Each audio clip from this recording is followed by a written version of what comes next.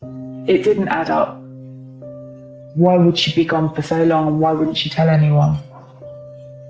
Maybe she had mental health issues and she'd had enough. Some people do find they can't cope with the pressures of life and wander off. The police, they were searching the area with sniffer dogs, police helicopter. It was much worse than we thought. And I was like, am I under arrest then? In the heart of the Kent countryside lies the quaint village of Northbourne. It's a very picturesque village, very rural setting, close to the coast, and actually a lovely place to be. Lots of nice walks through the fields and woodland nearby. Everybody knows everybody. There is that sense of community and a sense of it being a safe environment. We have quite a nice village hall in a pub, surrounded by farmland. It's quite a nice, quiet place to live. Crime is not generally a problem here. With such a welcoming community, it was the perfect place for Mika Cudworth to set up home. Mika was born in Poland, but she came to live in Kent, and she came to see Kent as being her home. She came over presumably to have a better life, to have a new adventure, and settled here and was well known and liked here. She didn't come to England on her own. She was married before, and she came with the partner that she had at the time. But they've separated, and she met Jonathan. John was obviously a local lad and lived in this area all his life as far as he went to school in the area, joined the military, came out of that eventually and got a job here as a forklift truck driver. Jonathan is a really sweet kid. He is really gentle, quite quiet, very reserved. And he came from a nice family. They were all good people. With an opportunity for a second chance at love. In 2013, Mika and Jonathan tied the knot. And she found a safe haven with her new extended family in Kent. Mika's family still lived in Poland. Her only family in England was actually Jonathan's family. She deemed her friends in England to be her family, so living and remaining here was important to her. She was very involved with his family. They were like one big family, and I think she loved that. I think that's what her intention of coming here. She wanted that family sentiment, and you know, she got that. It didn't take long for the happy couple to settle in well to village life. Mikey was beautiful, funny, fun-loving. She was just a real bright energy. She could make you laugh, make you smile. They were an ordinary young couple which was missing in the village. So it was nice, it was a pleasure to see them. Mika and Jonathan were a devoted couple. As any normal couple would. They'd walk out to the end of the road. Mika would go rushing off wherever work. She'd always smile. She'd always, put her hand up. John, I would see occasionally on his way down to the pub, and occasionally on the way back from the pub. And it wasn't long before Mika took up part-time work, which put her centre stage in the community. She had a job as a barmaid in a village pub. You know, lots and lots of people would go in that pub. Quite a small size, but with a lovely big garden. And I think in that pub, it's very close-knit, you know, it's very friendly. And to have had very friendly, bubbly and attractive barmaid there, she would have been a very well-known and very well-liked girl. 8 years since her move from Poland, Mika appeared happy with her life in the UK. But she may not have been as content as it seemed.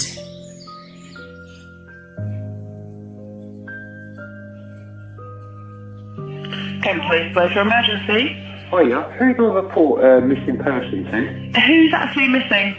It's my wife. She came home about 11:30 because she went to meet somebody for a drink. She had a little bit of a row and she stormed off. She hasn't been back since. So is she vulnerable in any way due to disability, mental health, or any other factors? She has been a bit down lately. Okay. Micah had gone out after work and had a drink with a friend. She'd come home late.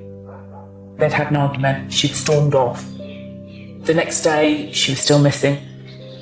And then the following morning, Jonathan reported her as missing. Worried about Micah's whereabouts, officers do a quick search of the house for clues.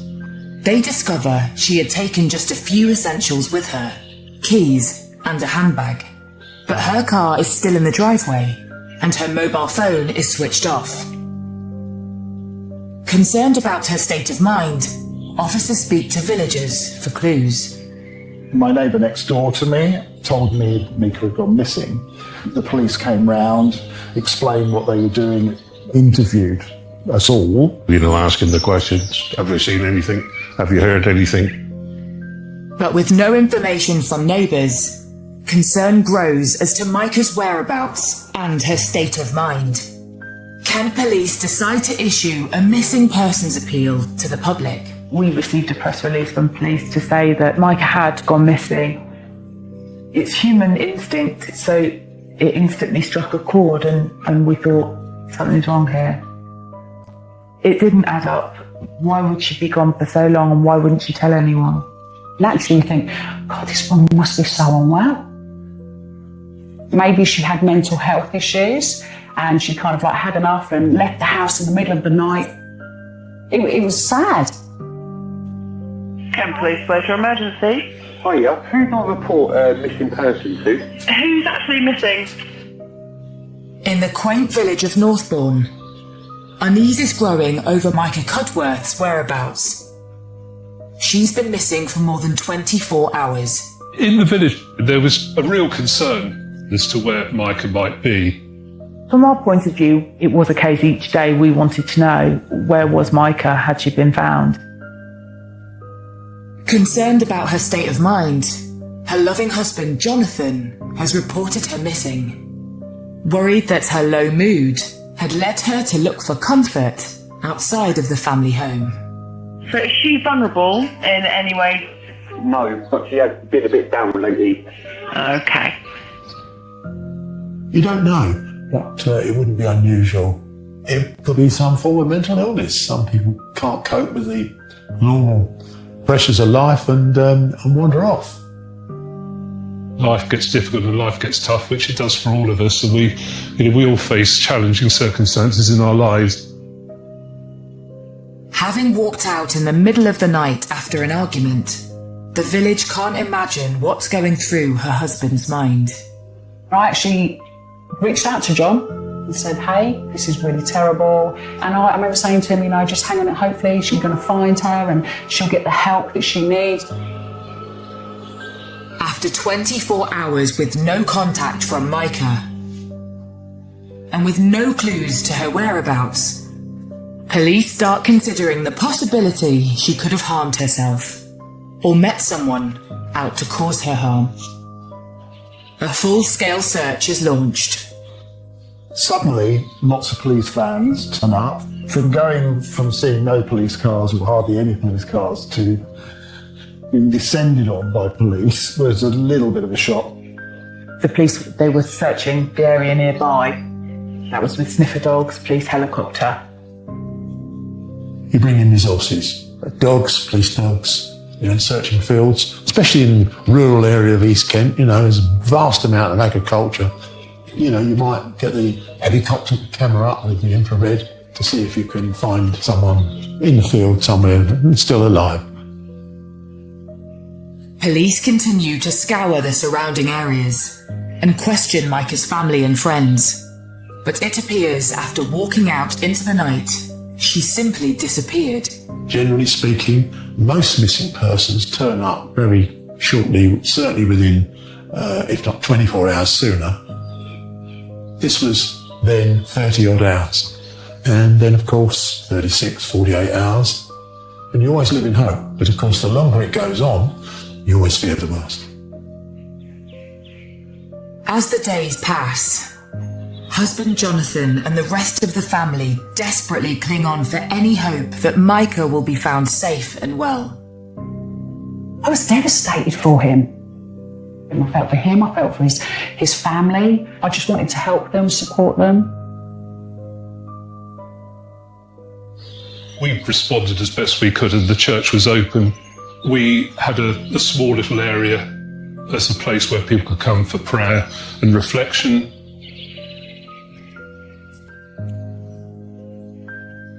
As the local search fails to uncover any clue as to where Micah has gone, detectives decide to increase the media campaign with the hope of reaching out nationally and internationally. Police are urging anyone who may have seen Mika Cudworth to contact them. The barmaid walked out of her home just before midnight on Tuesday and hasn't been seen since. Polish-born Micah from Northbourne was last seen wearing white trainers, grey tracksuit bottoms and carrying a black handbag. When the police released her photograph, that's when the public interest really did peak. She looked like a bubbly, happy, kind and well-liked person. So the public interest really did come alive. There was a lot of talk on social media. You can imagine when you live in these little villages, somebody goes missing and the local newspaper saying, oh, have you seen this person? It was everywhere. Media campaigns are important, and very often by media campaigns and using the local media especially, you get sightings. Trouble with sightings is you can very often get people ringing in with genuine callers who believe they've seen perhaps the missing person when in fact it's not them at all. So you have to be careful you're not taken down blind alleys. And the longer Micah remains missing, the more rumours start to circulate throughout the village. I think Micah, in the crudest sense, ticked a lot of boxes. As a barmaid, she would have been very popular. She was pretty attractive and supposedly quite bubbly, so she would have been very liked. Rumours are rife, and particularly in a village. People start talking, she was a little bit too fond of a customer down at the pub. She was very friendly with certain individuals, and one man in particular, and it was suspected by some people that she was having an affair. Could Micah be with this man? Had she walked out into the arms of a new lover? Suddenly there's hope this could be the case. A post from Micah appears on social media, written in Polish. Micah's friends had received Facebook messages from Micah saying, it's okay, I'm alright, I just need some space.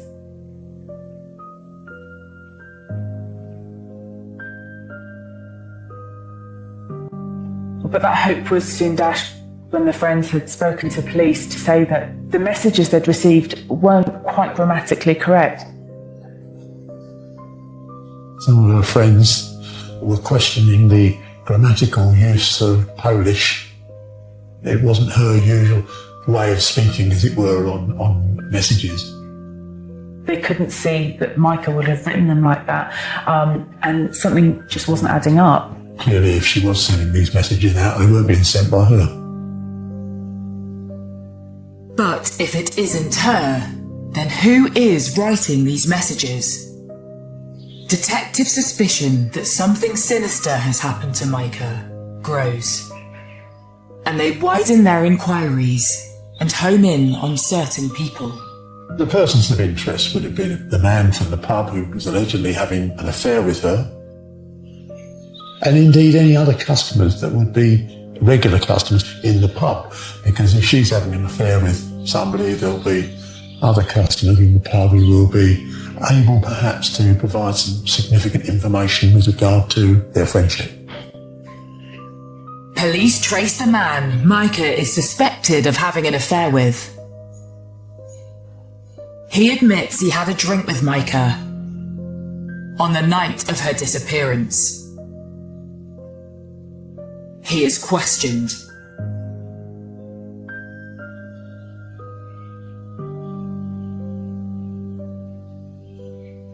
Concerned by the latest development, Micah and Jonathan's friends and family rally round him.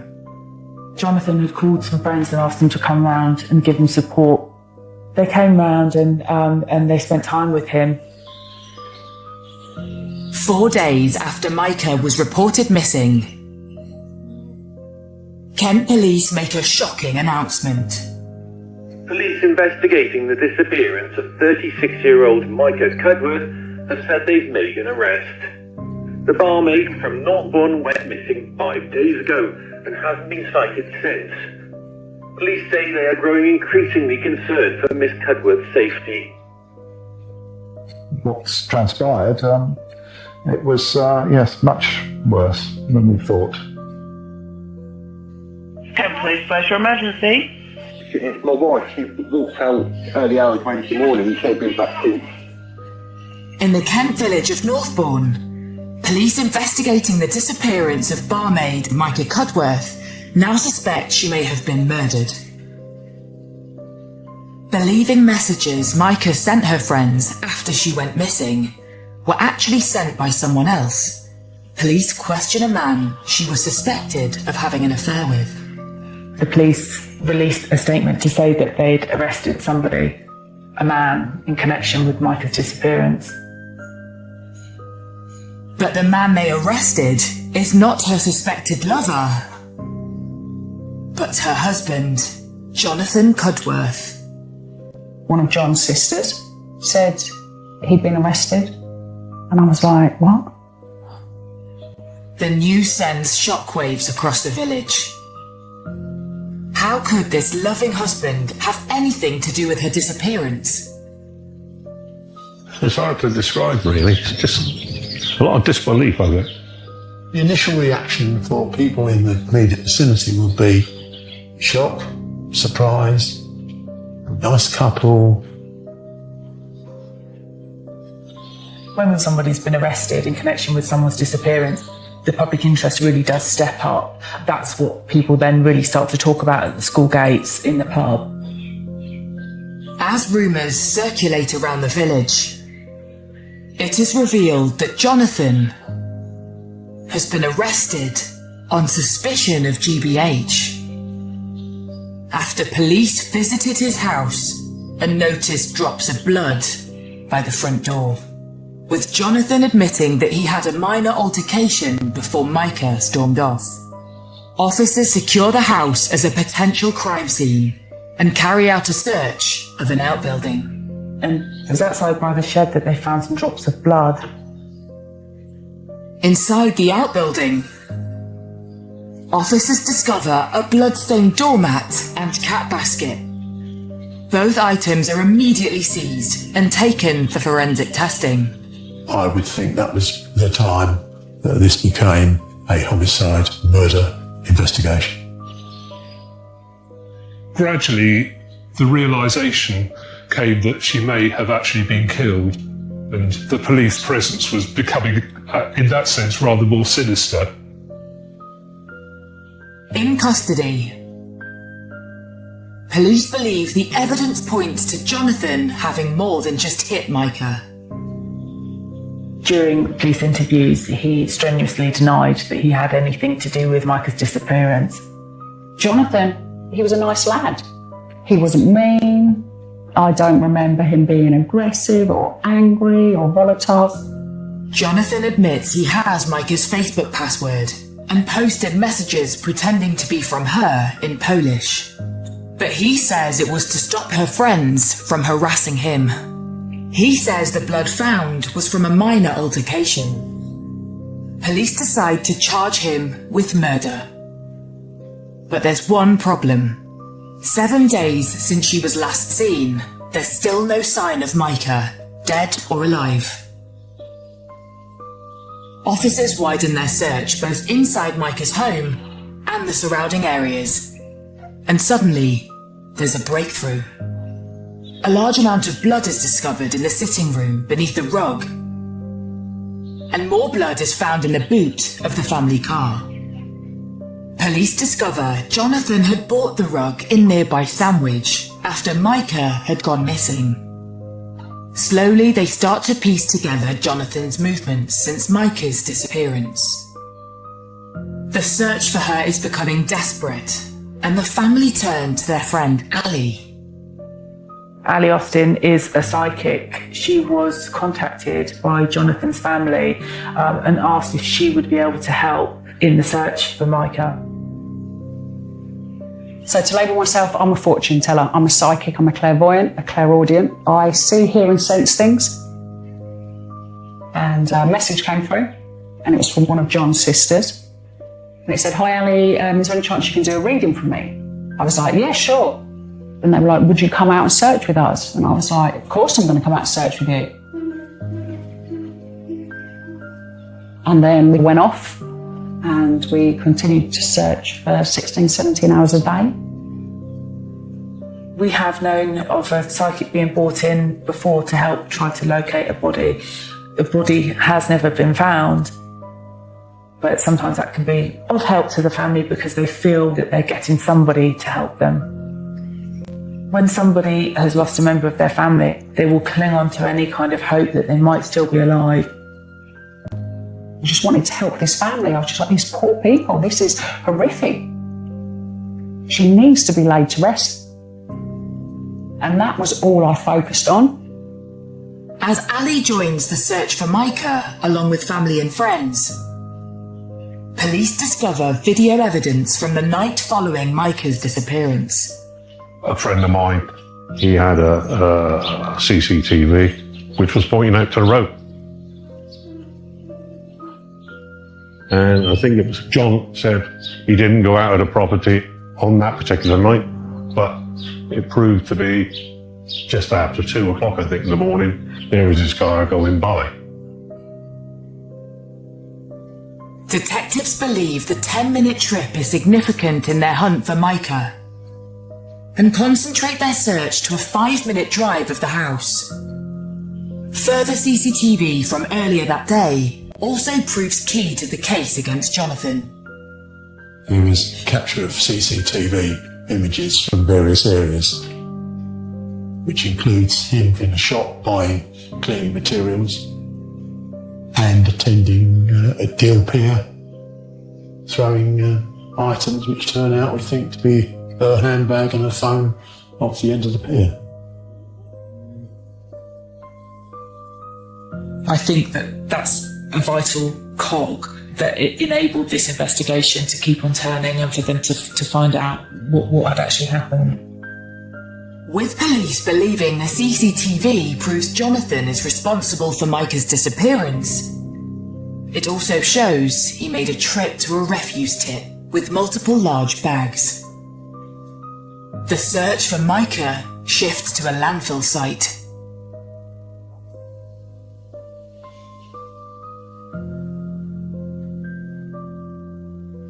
As the police search spreads, Ali Austin is concentrating her search in Eastleigh, where Jonathan grew up. Quite a few of us were out, and I was like, why don't I try dowsing? Dowsing is a method that has been used for centuries to find objects. Even when I say it, it sounds ridiculous, but we had nothing to lose. I was exhausted. We were in a field, and there was me and Jonathan's sisters, and I used this ring. So I took this ring, and you hold it. So we had this map, and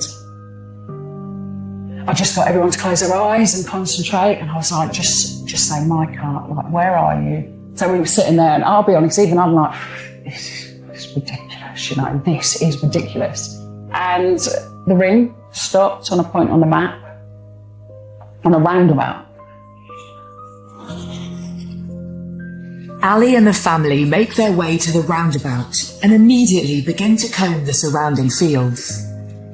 I just remember pulling up, and I ran off away from my car, and it was a rape field, and it was like 5 foot high, and you can't move. I've never been in a rape field, you can't move in that stuff, it's all intertwined. And I remember like literally being like this in the field, running like in a zigzag. And then the next thing I know,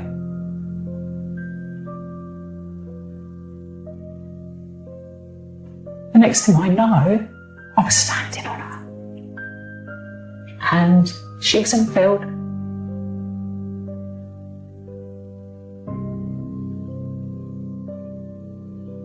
So when I found her, I just remember screaming to everybody. I found her and told everybody not to move and not to come. But that was the point that her body had been abandoned, yes. And this is where we waited, and obviously at that point it was a crime scene. I didn't even think about what would happen if I did actually find her. I never gave that a thought. But then when I'm standing there, looking at her, 12 days after her life was taken, I can never unsee that.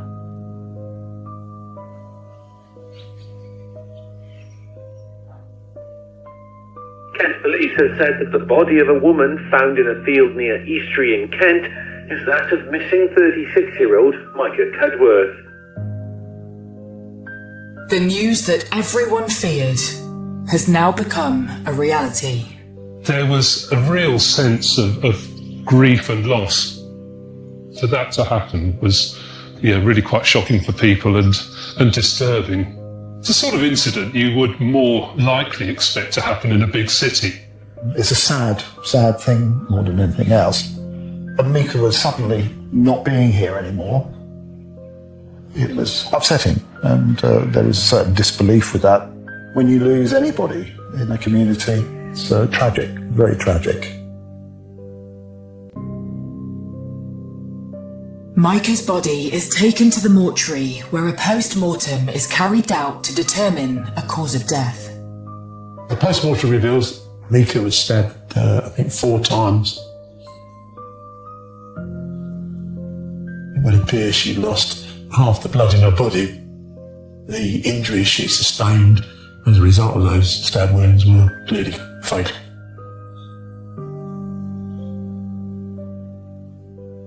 With Jonathan already in custody, detectives turn their attention to the circumstances surrounding the discovery of Mika's body, and specifically Ali Austin's involvement. This psychic comes into the frame. Used to go to school, I think, with Cudworth. She practices psychic medium, and apparently, as a result of some readings that she's done, she finds the body before the police. It's bizarre, absolutely bizarre. I would certainly be having the lady in questioning. Suddenly, Ali Austin finds herself at the centre of a murder investigation. I was told to present myself at Folkestone Police Station, and I rode to Folkestone Police Station on my motorbike the next morning, and I was showed to a room, and there was 2 or 3 kind of like detectives there, and the next thing I know, they brought all these maps out, and they're going to me, put a black cross where your mum and dad's house is. So I was like, okay. So I looked at this massive aerial map. I put a black cross where my mum and dad's. They went, put a black cross where Jonathan Cudworth's mum and dad's house is. So I put a black cross where they live. Put a black cross where you found Mika. So I did that. And I remember at that point, something in my head going, this isn't right. This is not why are you asking me this? This is ridiculous. And then I asked for a break, and I went to get my cigarettes from my crash helmet, and they went, leave your helmet here. And I was like, pardon? And they were like, can you leave your helmet, please? And I was like, why, am I under arrest then? And they were like, no, but you're not allowed to leave.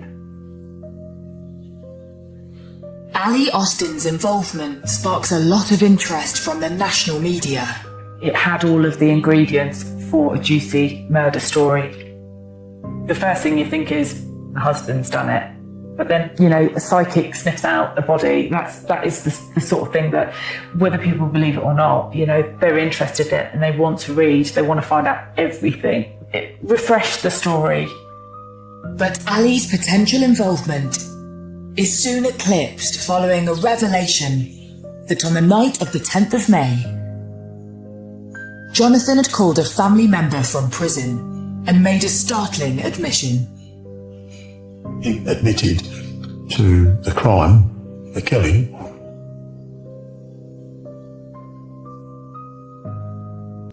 During the call, Jonathan disclosed the area where he dumped Micah's body. Using this vital info, his family had then turned to Ali to help pinpoint the exact spot. Following this revelation, the police are happy she played no other part. I do believe I was a suspect. I'm like, local psychic. Maybe I put her there and then wanted the glory of I found a body. Morally, that just rips my soul to pieces to think that at some point in a police interview room or a police station somewhere, I genuinely believe that I might have played a part in putting that woman there. But they don't know me. There was a lot of coincidences. I can't deny that. With Micah's body discovered and Jonathan charged, the question remains, why did this loving husband murder his wife? And how? Jonathan Cudworth has been charged with the murder of his wife Micah. Despite the evidence against him, Jonathan pleads not guilty to murder. He claims diminished responsibility because of a momentary loss of control, and the case is sent for trial. Having admitted to the killing and even charged with murder, it's then of course up to a judge and jury, isn't it? That's all the police can do, is put forward the facts, the evidence that they can obtain, and any explanation that the defendant may give. On the 7th December 2015, the trial begins at Canterbury Crown Court, and the question on everyone's lips is, what could have possibly led to Jonathan losing control and killing his wife Micah? John had a trust issues. He didn't trust Mika. He thought Mika was having an affair. My neighbour, said that there was problems, probably, with their marriage. He'd heard them arguing. She met somebody else, which was one of the reasons for the domestics. So police found that Jonathan had been tracking Micah's whereabouts through a phone app, which suggests that he had a growing sense of paranoia about where she was, what she was doing, and who she was spending time with. The court hears what Micah and Jonathan had been arguing about the night she was killed. Jonathan had been questioning Micah about where she'd been and who she'd been with. And he lashed out in a jealous rage. The jury hears Jonathan's prepared statement, claiming that Micah had admitted to an affair and was goading him aggressively. The defence being that he momentarily lost control. Jonathan said that Micah had become aggressive, and he, as a reaction, had felt around for the weapon, and he'd hit her. This was some tragic crime of passion, that he was actually the victim of this really strong-willed woman that was having an affair. They rowed, he's gone mad, and he's put a knife in her. The court is stunned to hear Jonathan's version of events. But had he really killed her in a moment of madness? Crimes of passion, of course they can occur, None of us could say we haven't got it in us. There's people, they might do something in the heat of the moment, regret it, no, and go, oh my God, this has happened. It could happen to a lot of people in all different scenarios. However, details from the post-mortem are read out in court, which questions Jonathan's defence, that he simply lashed out. Not only had Micah suffered a blunt force hit to the head, but she had bruises to her wrists and neck, along with a knife attack that the prosecution claim intended to end her life. I realised that a crime of passion, a mistake, is maybe lashing out, pushing, shoving. You know, maybe he was cutting apples at the time, maybe he did have a knife in his hand. But she was stabbed 4 times. So she's been stabbed for a heart and then continuously stabbed on the upper part of her body, which corresponds with what my eyes saw. And soon it becomes clear that Jonathan has a checkered history with relationships.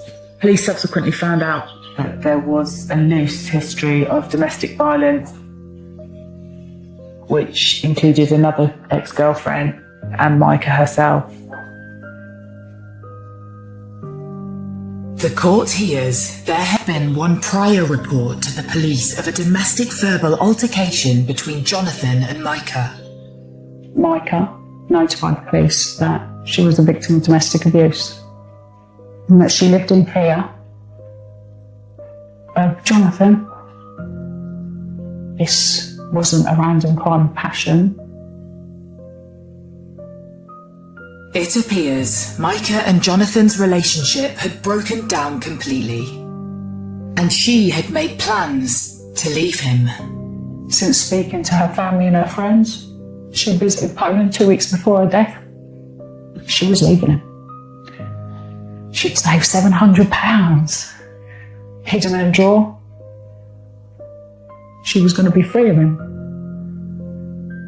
It is alleged that she had met somebody else, and whether she was going to have a life with them, I don't know. And she was confident that it was over.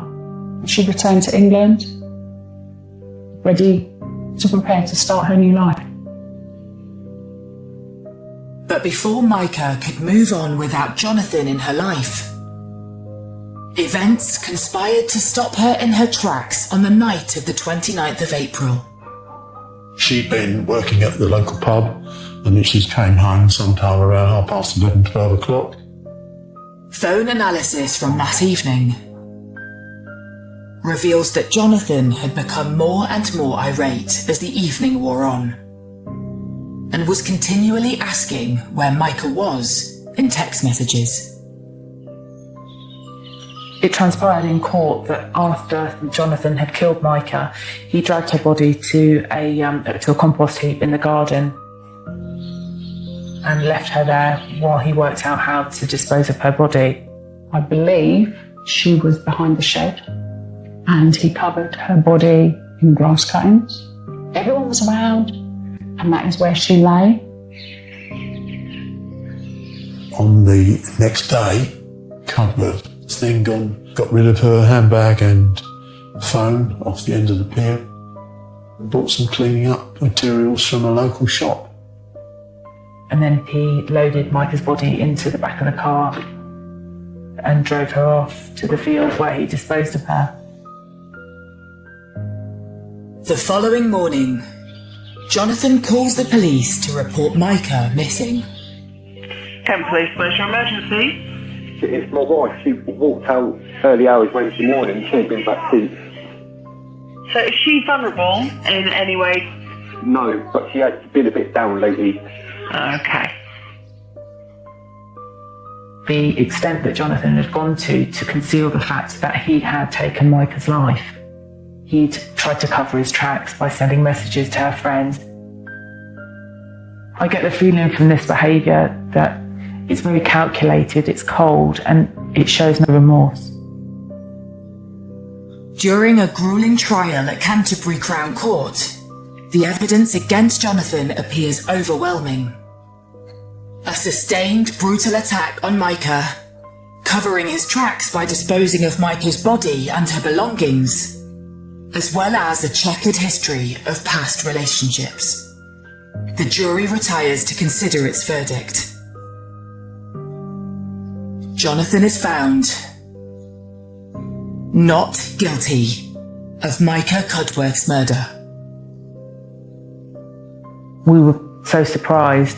We thought that there'd been such a strong case for murder against Jonathan, and to find out that he'd been found guilty of the lesser charge of manslaughter.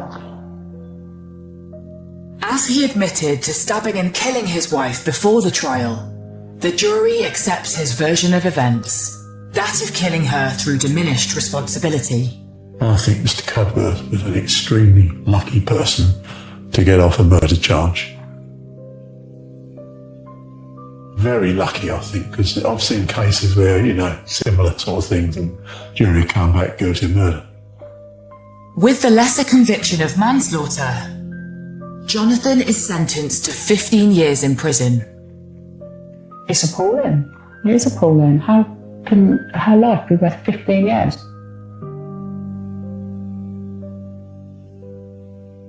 How do we stop this? How do we deter people from going that far?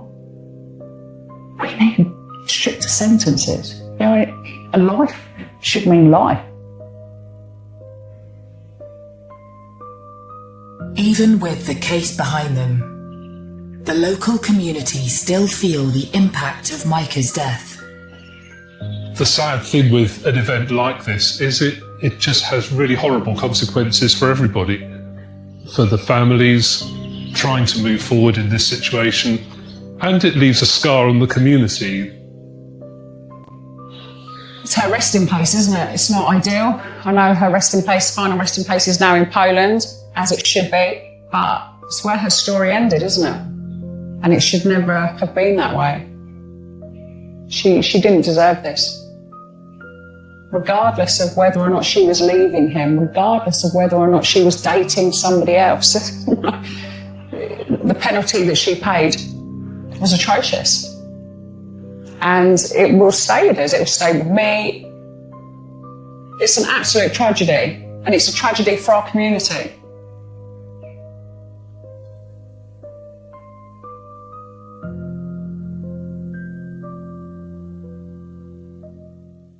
This case was one of a kind. Not only the nature of it, but the brutal nature of it. When I found out, it just floored me. Why could that happen? This is an old lady who's been murdered and seriously sexually assaulted in her home. How could somebody that I'd grown up with be capable of doing something like that? A lot of people were generally scared. This just doesn't look right. There was no sign of forced entry, so it was obvious that it was somebody that she knew. Hey! Open the door! Right, at this moment in time, I'm arresting a suspicion of murder. 7 miles south of Leicester, in the heart of the English countryside, lies the quaint village of Fleckney. Fleckney is a quiet village. It's very close now. It's like it has its own little bubble. People are very, very close. Everybody knows everybody. Most people are related in Fleckney. Beautiful rural settings, friendly people, local community is fantastic. But yeah, lovely, lovely place to live and grow up in. It's not the sort of place where a lot of crime happens. I've been to Fleckney a few times. That had nothing to do with crime. I'd been there to judge a talent contest. I think it was called Fleckney's Got Talent. The people who live in Fleckney are generally well-to-do. It's quite a low-crime area. There are retiring people there. There's some retirement bungalows around there. There's not a lot of thoroughfare. The people who are in Fleckney are generally the people who live there, rather than the people who visit there. And it was this perfect idyllic village that 72-year-old Jane Hings chose to retire to. Jane was an only child, and her mum and dad suddenly passed away years before, which left her on her own with no immediate family around. Jane was quite a private person. She didn't like everyone to know, her business, and kept herself to herself, really. But once you got to know her, she opened up more, and it was just fun. She had quirky ways about her, but she was kind and she was caring. Everybody in Fleckney knew Jane. She relied on people to give her a lift to the hairdressers, to the shops, things like that. She was inoffensive in every way. People didn't have bad things to say about her. And in her life beforehand, she worked hard. Jane took pride in her appearance. She'd always, regular to having her hair done every few weeks, and she'd always sort of make sure she was nicely dressed. And put on a bit of makeup, so she'd still try and make the effort to look nice. Having worked overseas as a nanny, Jane had settled into retirement, whilst also taking care of her much-loved rescue dog, Paddy. He was spoilt rotten. Everything she did was for Paddy. You know, you'd go in, there'd be dog treats stacked up to the ceiling. We'd lie on a bed at night and cuddle up with her. Whilst Jane used friends and neighbours to help walk Paddy, in the summer of 2017, an accident meant she needed a lot more care. Jane had a fall and was admitted to hospital for about 3 or 4 weeks. She'd suffered some injuries when her dog Paddy had pulled her over, and then when she came out of hospital, that's when she needed the carers and she needed help in getting around, and she couldn't go very far. But the community came together for Jane, and she slowly got back on her feet. She was the sort of person that people warmed to, they liked her, and they were happy to help out. Then, just a few weeks after leaving hospital, tragedy strikes. On the Sunday morning, Jane's carers went in as they were meant to, about 7 o'clock in the morning. Jane's front door was unlocked, which was normal. They went in. She was laid in bed. The cover was pulled up over her head and both of her arms were raised above her head. When they peeled back the duvet, which had covered her head entirely, they saw that she had died. The carers are puzzled that Jane's body is covered completely by the duvet and call for an ambulance. Then, they notice something else unusual. Items are out of place in Jane's usually meticulous house. And when the ambulance arrived, they could see that she'd been dead for some time. And the paramedic who was there, he looked around and could see that there'd been an untidy search. Some drawers were open, some things were knocked over. Items were strewn across the floor, drawers were open. Here is a lady who's died with the cover over her head, with the arms raised above the head, and it looks like there's been a burglary that's taken place. With police at the scene, suspicions grow that this is not a natural death, and the house is immediately cordoned off. But with no obvious injuries, how Jane died is still a mystery, which means detectives begin to theorise what could have happened to the pensioner. Is it a burglary that's gone wrong? Is it Jane who's suffered a heart attack following a burglary, or whether she has passed away and then a burglary has happened afterwards, or whether this is somebody who has murdered Jane and then burgled the bungalow afterwards? The first step for detectives is to establish how Jane died. I received a phone call from the duty detective inspector who said they had a death. They weren't 100% happy with it, and they would value my opinion on what was going on. Dr. Hamilton attends the scene, and as well as the unusual way Jane has been tucked into her bed, his suspicions are raised further. And the most immediately concerning thing was that her nightdress appeared to be pulled up, and that seemed very unusual for somebody who simply died in their sleep. This just doesn't look right, it doesn't look normal. As suspicions are raised that she could have been the victim of a sexual attack, Jane is taken for post-mortem. But almost immediately, everything changes. This is HFM. Police have launched a murder inquiry after an elderly woman was found dead at her home in Fleckney. The body was discovered in a bungalow on Elizabeth Road. It's thought the victim died at some point during Saturday evening or in the early hours of Sunday. Whilst transporting Jane, a shocking piece of evidence has been found. As we took the body, a tongue bar fell from one of the creases in the skin. Ms. Hings didn't have a tongue piercing, so we have evidence of somebody else very close to her body. That ultimately became one of the most important pieces of evidence in catching the killer. On a quiet Sunday morning in the village of Fleckney in Leicestershire, residents are waking up to disturbing news of a possible murder on their doorstep. This is HFM. Further tests are being carried out to try to determine what killed an elderly woman in her own home in Fleckney. It prompted police to launch a murder inquiry following the discovery of her body in the property on Elizabeth Road. There were signs of a disturbance in her bungalow, which has led officers to believe she may have been the victim of burglary. 72-year-old Jane Hings has been found dead by her carers early on a Sunday morning. Her house has been burgled, and there's signs she has been sexually assaulted. Police are treating her death as suspicious and have cordoned off the scene. There was police tape from the tree round to the lamppost. You couldn't get to where, if you can just see that red car behind this thing, that was all blocked off as well, because that's the back of her house.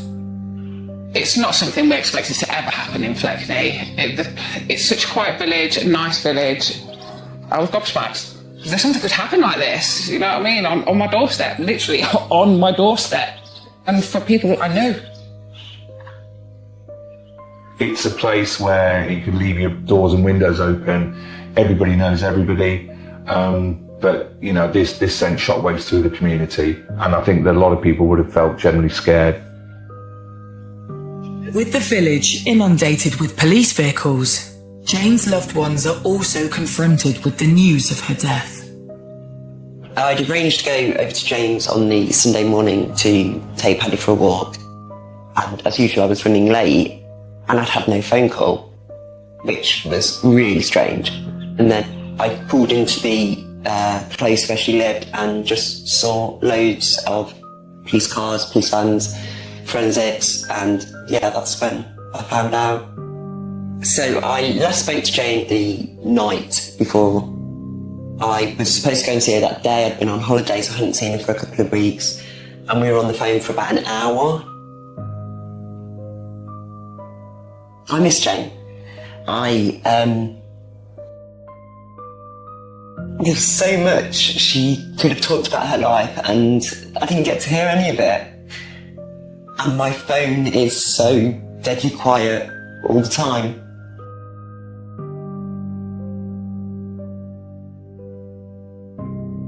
Whilst moving Jane's body, pathologists have discovered a tongue bar in her groin. The investigation then shifted from, is this a burglary that's gone wrong, to this is an old lady who's been murdered and seriously sexually assaulted in her home. That tongue bar was put into an evidence bag immediately. Everyone knew that this was potentially important. That went straight off. It was fast-tracked through the DNA lab. As detectives wait for the DNA results, upmost on their mind is that this might not be an isolated incident.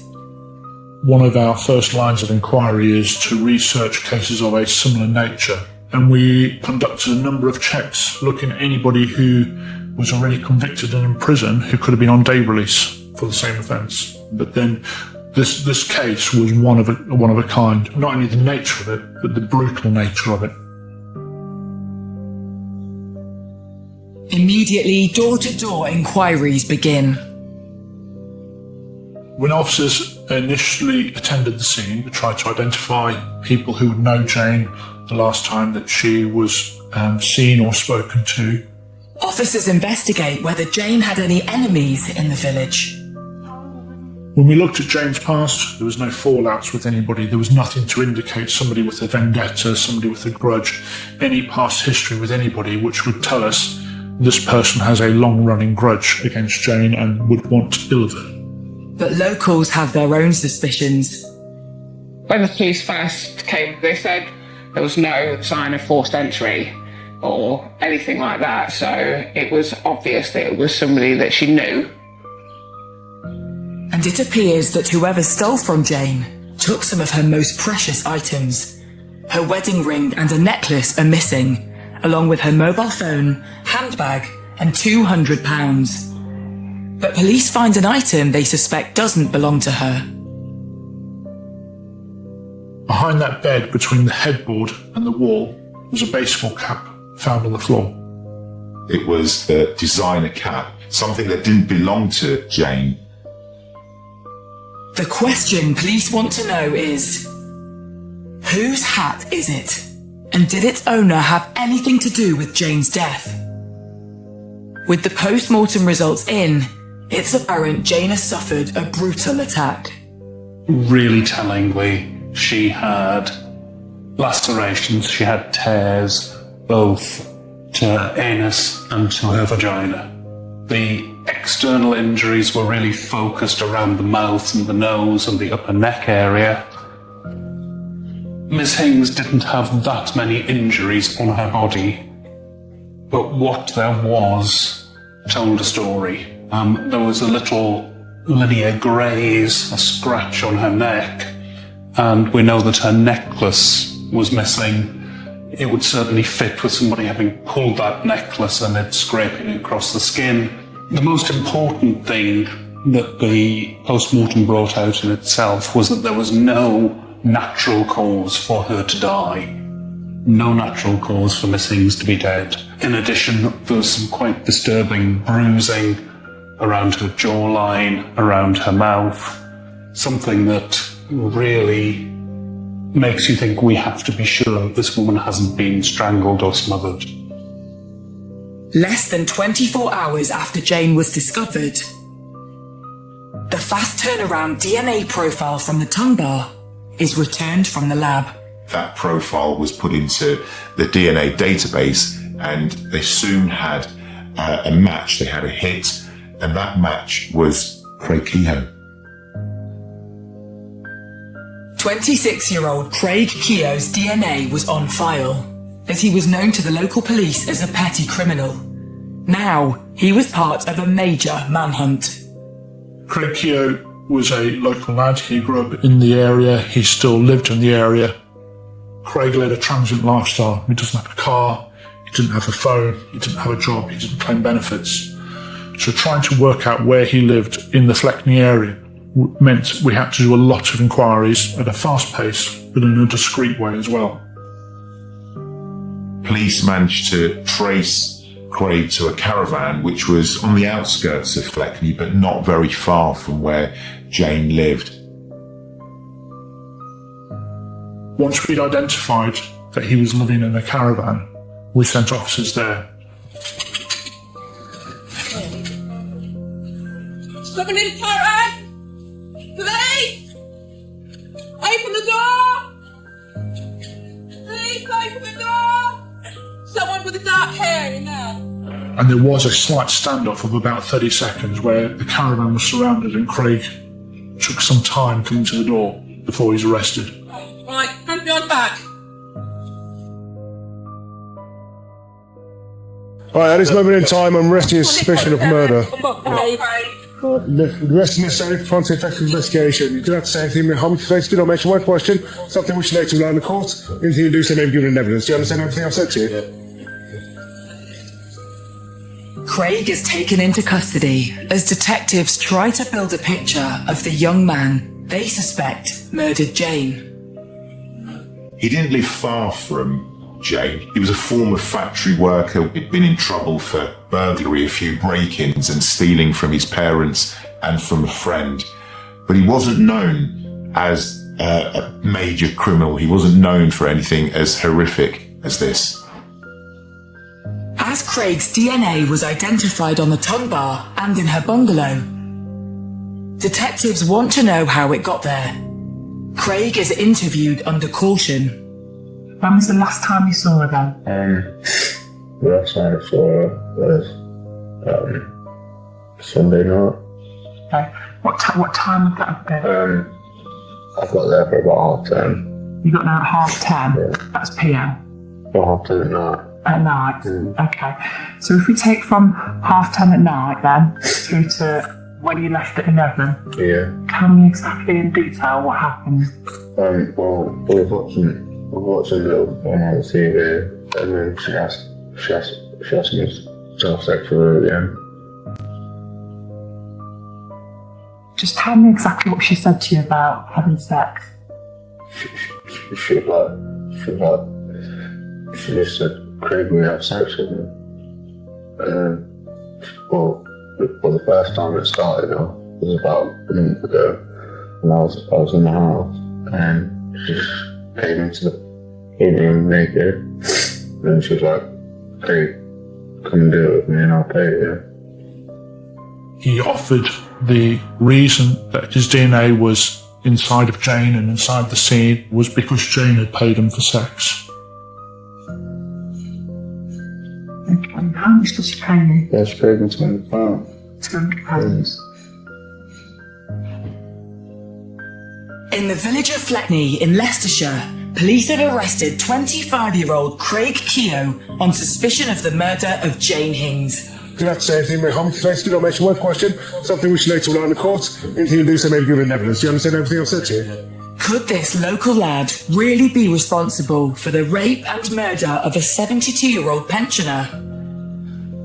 The news has sent shockwaves through the tight-knit community. How could somebody that I'd grown up with all these years could be physically capable of doing something like that? I was sick and it was horrible. Like, who does think something like that? To such, you know what I mean? You hear about it, but she was an old lady. She was old. He was a young lad. Keogh has been taken into custody and is being interviewed under caution. With his DNA found on the victim and at the scene, detectives want to know how Craig knows Jane. And he has an explanation. I was walking through the village, and I saw this lady, and I was shopping back road, and I helped her, and then I carried it to the house with her. Craig told us in an interview that he met Jane when he was down the shops, and that she asked him to pick up some shopping for him and offered him some money for it, and then asked him to walk her dog Paddy as well. But Craig alleges that it wasn't just household chores Jane was paying him for. And then another time, she's asked me to have sex with her for money. And it happened a month ago, the first time. And then she's asked me to come back a month later. And then it happened again. Key to the police investigation was the tongue piercing found in Jane's groin. Have you got any piercings? I'm ear pierced. You were pierced? Okay. Anywhere else? Yeah, tongue pierced. Your tongue? Craig goes on to admit that he'd been with Jane the night she died, saying he arrived at her house around 10:30 p.m. Tell me exactly in detail what happened. We were watching a little film on the TV, and then she asked me to have sex with her again. And she's like, I'll pay you more this time. I was like, okay. I didn't think anything of it. And that was it, really. And she said she felt sick, and then I left her. Craig's detailed account that he had sex with Jane and left her very much alive turns the investigation on its head. During the course of his interviews, he came up with an explanation as to what happened. And I have to say, it was so bizarre. Craig also suggested that Jane, whilst alive, was unwell when he left. What he was saying was that she'd become a little bit wobbly and a little bit unwell, and had then gone back to her bed. He then closed the door, and obviously whatever happened afterwards was someone else. Some stranger, no doubt having seen that the door was open, would have gone in there, burgled her, and perhaps killed her. And so that might possibly have been an explanation for what happened. The interviewing officers had to keep an open mind, but had to probe and get as much detail from him as possible to find out whether it was right or not. Was Craig telling the truth? Was Jane alive when he left? And so was it someone else who sexually assaulted and killed her? Forensics carry out a detailed search for additional DNA or fingerprints on Jane or in the bungalow. There was nothing else from the scene, from Jane, from the post-mortem which identified anybody else other than Craig. We'd had all of these things examined and they only pointed at Craig Keogh and did not point to anybody else. With no one else in the frame, Craig's movements on the night in question are investigated. Craig had been on a night out in Oadby, a nearby town. I think it was between 8:30 he came in that night. Remember it well because Leicester City played Liverpool on that night, so we had a fair few in. He stood out straight away because he had his baseball cap the other way around and he was just bouncing up and down. Staff at the pub said that he appeared agitated, aggressive, and almost as if he was up for a fight. They said he was high on drink and drugs. Now, this was crucially important evidence because in his interviews, he'd said that by 10:30 that evening, he was sitting in Jane Hing's living room in Fleckney, watching a war film and having a drink with her. But that was a lie. He was out with his friends. We were able by that process to show that he'd taken cocaine, that he was offering to sell other people cocaine, and that he was complaining about how boring the evening was. As doubt is cast on Keogh's version of events, police trace his movements after he leaves the pub. He's next seen arriving back in Fleckney at just after 1 a.m. His friends say that the last time they saw him was when the taxi dropped him off and they assumed he was going home. But Keogh walks in the opposite direction of his caravan, heading in the direction of Jane's bungalow. We knew from CCTV that the suspect had walked to Jane's house wearing a baseball cap, and when they were walking away they didn't have it on, and we could see that. Detectives believe this places Keogh in Jane's bungalow around 1:15 a.m. And when he returns home, he's captured again. We see him going back into his caravan, carrying something. Now, he goes out again, and he returns out around 2:30 in the morning for another 15 minutes or so, and we are certain that he went back to Jane Hing's house in that period of time. We don't know what he did. The following morning, Craig is again seen on camera. The morning after he was seen walking along the street, he was captured on CCTV with a black bin bag. He's spotted again a few minutes later, but the bag has vanished. What did he dispose of? The police believe it was some of Jane's belongings, but a search of the area reveals nothing. This is HFM. It's 5 o'clock. This is HFM News. Detectives have been given more time to continue questioning a man on suspicion of murder following the discovery of a pensioner dead in her bungalow in Fleckney on Sunday morning. Officers also believe items were stolen from Miss Hings's bungalow in a black bin liner. They're appealing for villagers to check their gardens and outbuildings in case it's been discarded there. A post-mortem examination has so far failed to identify her cause of death. With help from the public and CCTV, police are able to piece together Keogh's movements 24 hours after Jane's death. Friends described Craig as splashing his cash, buying them drinks and himself a new tongue bar. He tried to get rid of Jane's jewellery in trying to sell it. He got rid of her handbag. He was trying to get rid of every last bit of evidence that would connect him to Jane. He went into Leicester City Centre and he actually went to a pawnbroker's. He sold her jewellery for about £100 when the items of jewellery were valued around £1,000. With enough evidence that Keogh stole items from Jane and had raped her, detectives also believe they have a killer on their hands. But proving he murdered Jane was going to be their biggest challenge. So far as murder was concerned, we had no cause of death. We were unable to show how she died, whether it was deliberate or accidental, forensically at that stage.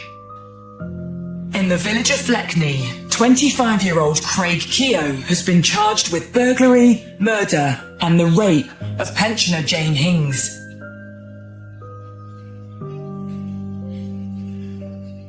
The news that Jane was sexually assaulted in her home has been made public.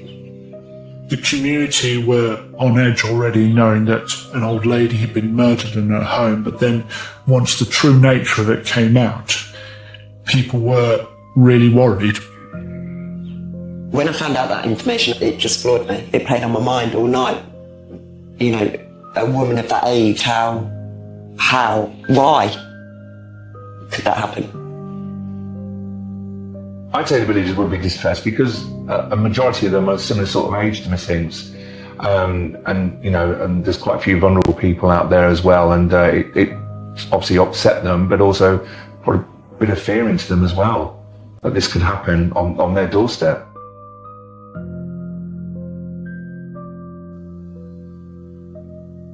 Within days of his arrest, Keogh is brought before a judge and the charges read. He pleaded not guilty to all the charges, so that was murder, 2 counts of rape and burglary. Keogh is remanded in custody and a date set for his trial. But the work of the prosecution is only just beginning. This was horrific violence perpetrated on a very frail old lady whilst she was still alive. And there was then the added complication of trying to prove how she died. So one of Craig Keogh's lines of defence actually referred to him knowing Jane Hings, and he said that she paid him for sex, and that was the reason that he went around and claimed she was still alive when he left her bungalow on that night. Experts believe that Jane has been smothered with a pillow, and proving it was Keogh is imperative to the case. The DNA on the pillows was of saliva, and so we could show that Jane's saliva was on the pillows. That was all. Typically with a material object you can't get fingerprints from it, and it's really difficult. For us as investigators, we sat there believing that the pillowcases were our murder weapon. How could we prove that? With concern that Keogh might get away on a technicality, the police and prosecution reach out to forensic specialists. Now, our pillowcases had been sat in the bottom of an evidence bag, sat in an exhibit store for, at this point, 4 months. They weren't laid out flat like you'd see in a movie or anything like this. This is a pillowcase shoved in the bottom of an evidence bag. But as we got nearer to trial, we discovered a new scientific development. Leicestershire Police said to me they had a pillowcase that they were interested in trying to develop some fingerprints on. They wanted to know whether a novel process I'd been researching was appropriate for this type of exhibit. I recommended that they tried vacuum metal deposition, and I also directed them towards Gloucestershire Police, who had a vacuum metal deposition machine that they could use and a trained operator, which is probably the best technique that we're aware of that gives you a chance of getting fingerprints on fabrics. Vacuum metal deposition involves vaporizing gold and zinc in a vacuum chamber. The metallic particles are attracted to the fabric and form a negative image of finger marks wherever it has been touched. So what you have here is the image of the pillowcase as it's come out of the vacuum metal deposition machine.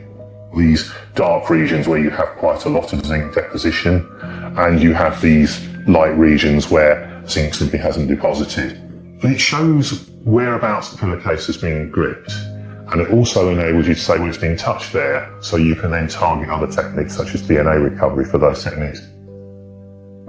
We were able, therefore, to show that the pillow had been held in a position that you wouldn't hold a pillow ordinarily in order to put it over Jane Hings' head to kill her. So that proved our murder weapon. We had Keo's finger marks on the short edge and Jane's saliva in the middle of the pillow. But the question is, would it be enough to convict Keo? The trial begins at Birmingham Crown Court, and Jane's friends come face to face with Keo. Craig was just deadpan through the whole entire time. Not an ounce of remorse, not any kind of emotion. He showed nothing.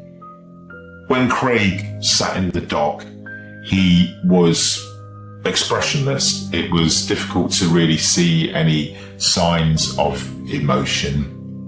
Obviously, Jane's friends are of her age, so are a lot older and didn't want to go and sit through all of that.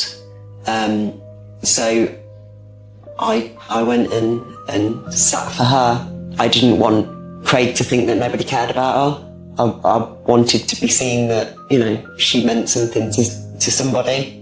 Craig had denied all along that he was responsible for raping and murdering Jane Hings. In fact, his version of events was at complete odds with the prosecution's case, the police case. He had said that he had gone to see Jane to have sex. He said that they had watched a film together that night, a war film. Checks were made, and there was no war film on TV. It was a complete and utter lie.